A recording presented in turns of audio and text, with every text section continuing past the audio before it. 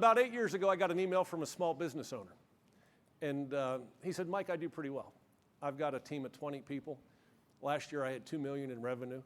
He said, the problem is I work from 4 in the morning until midnight, 6 days a week.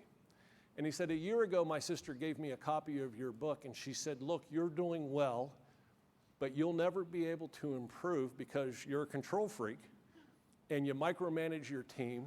The best ones leave you every year because they don't want to work for you. And those that are left behind just wait to be told what to do. Nobody takes any ownership.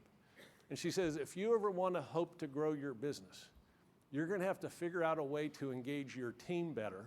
And before you can do that, you need to make the leap from just being a manager to being a leader. And she said, here, read this book. And he told me as he was reading it, it struck him how many hours a day he was spending doing what he called $10 an hour work. The work that his team could have or should have been doing, but they weren't because he refused to let go. And that's like the gentleman who stood up and said, he's going to start delegating more so that he can do, the high value work. He told me he went out and bought 20 copies of the book.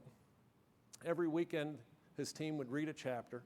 Every Monday morning, the first thing they did before starting work was to get together and discuss what was in that chapter and ask themselves, are we modeling these behaviors here in our own workplace? And if not, what's keeping us from doing even better? The day he wrote me the email, it had been a year since he finished that project.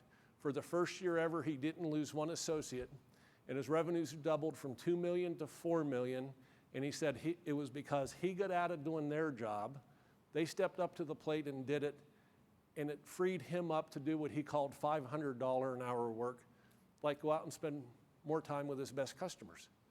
And to me, that's what leadership is all about.